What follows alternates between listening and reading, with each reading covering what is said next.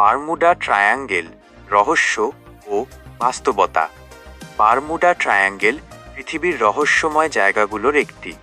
বিশ্বজুড়ে এই জায়গা নিয়ে রয়েছে নানা রকমের কল্পকাহিনী ও ইতিহাস। এই স্থান নিয়ে গবেষণাও কম হয়নি।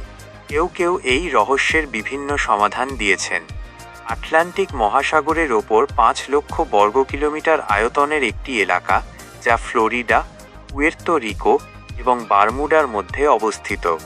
জানা যায়, এই বারমুডা ট্রায়াঙ্গেল 100 বছরে প্রায় 1000 মানুষের প্রাণ নিয়েছে। আজ পর্যন্ত সেখানে নাকি যারা গিয়েছে তারা আর ফিরে আসেনি। কত জাহাজ যে নিখোঁজ হয়েছে তার কোনো হিসাব নেই। কত বিমানের হদিশ হারিয়েছে সে সবের কুলকিনারা নেই। কেন এমন হয়? কেউ বলেন এলিয়েন থাকে, আবার কেউ বলেন এটা শয়তানের ট্রায়াঙ্গেল। এই এলাকায় কোনো জাহাজ বা বিমান গেলে তা নাকি আর কখনোই ফিরে আসে না। ওখানে গেলেই জাহাজ আর বিমানের সিগন্যাল হারিয়ে যায় এবং বাইরের দুনিয়ার সাথে যোগাযোগ সম্পূর্ণ বিচ্ছিন্ন হয়ে যায়। এখানে কম্পাসের কাঁটা এলোমেলো দিক নির্দেশ করে। অদ্ভুত সব আলোর নাচনাচি দেখা যায় আর তীব্র জলোচ্ছ্বাস চলতেই থাকে। এরকম আরও কত গল্প যে আছে। এই বারমুডা ট্রায়াঙ্গেল ঠিক কোথায় অবস্থিত তা নিয়ে অনেক মতভেদ আছে। কিছু মানুষের মতে এই ত্রিভুজ এলাকাটির এক প্রান্তে পুয়ের্তো রিকো আর এক প্রান্তে আছে যুক্তরাষ্ট্রের বাহামা ও ফ্লোরিডার দক্ষিণাংশ। অন্য প্রান্তে হল ওয়েস্ট ইন্ডিজের বারমুডা দ্বীপপুঞ্জ। কেউ কেউ আবার এই সব জায়গার সাথে মেক্সিকো উপসাগরকেও যুক্ত করেন। অনেকে মনে করেন এই অঞ্চলের আকৃতি ঠিক ত্রিভুজ নয়, বরং অনেকটা ট্রাপিজয়েডের মতো। যদিও এই অঞ্চলের আবিষ্কর্তা কলম্বাস, তবে বারমুডা ট্রায়াঙ্গেল শব্দটি প্রথম ব্যবহার করেছিলেন লেখক ভিনসেন্ট গ্যাডিস। 1964 সালে একটি কাহিনীতে তিনি এটি ব্যবহার করেন। 1950 সালের সেপ্টেম্বরে দ্য মায়ামি হেরাল্ড পত্রিকায় আটলান্টিক মহাসাগরের রহস্যময় এলাকা নিয়ে একটি রিপোর্ট ছাপা হয়। সেই রিপোর্টের ওপর ভিত্তি করেই গ্যাডিস লিখেছিলেন দ্য ডেডলি বারমুডা ট্রায়াঙ্গেল নামক কাহিনীটি। এই রহস্যের বড় একটি উৎপত্তি হয়েছিল 1945 সালে। এই সময় আমেরিকার 5টি যুদ্ধবিমান রীতিমতো গায়েব হয়ে যায় এবং পরে আরও একটি বিমান সেই বিমানগুলোকে খুঁজতে গিয়ে নিখোঁজ হয়।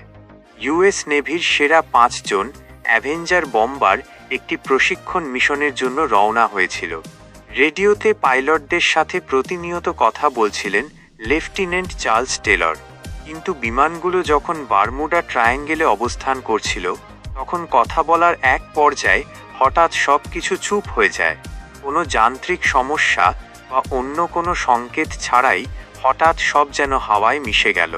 সেই 5 বিমানের সন্ধান আজও মেলেনি। সর্বশেষ যে বড় ঘটনাটি ঘটেছিল তা 2015 সালের মাঝামাঝি সময়ে। বারমুডা রহস্য উদ্ঘাটন করার জন্য বিজ্ঞানীদের চেষ্টার কোনো শেষ নেই। এখনও চলছে গবেষণা। প্রচুর গবেষণার পর 2016 সালের মার্চ মাসে ন্যাশনাল জিওগ্রাফিক একটি আর্টিকেল প্রকাশ করে। সেখানে জানানো হয় প্রায় 300টির মতো জাহাজ আর 75টির মতো বিমান নিখোঁজ হয়েছে এই বারমুডা ট্রায়াঙ্গেলে। তবে বেশিরভাগ বিজ্ঞানী বিশ্বাস করেন এসব ঘটনার পেছনে অতিপ্রাকৃত কোনো কারণ নেই, বরং বৈরী আবহাওয়া, মানুষের ভুল আর দুর্ভাগ্যের কারণে এই দুর্ঘটনাগুলো ঘটেছে।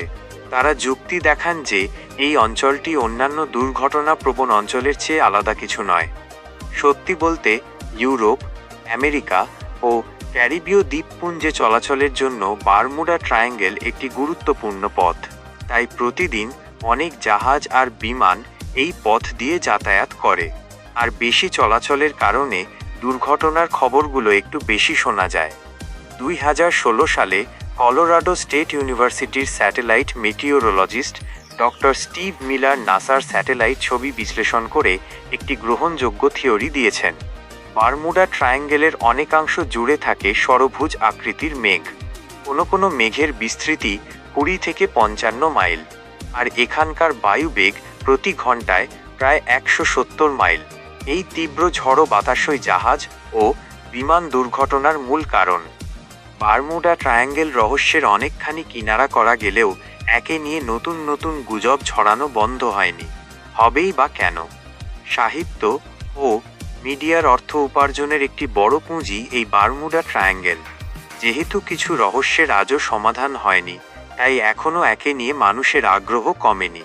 তবে আদতে এর কোনো একক সঠিক সমাধান এখনও কেউ দিতে পারেনি। হয়তো কোনো একদিন মিলবে চূড়ান্ত সমাধান।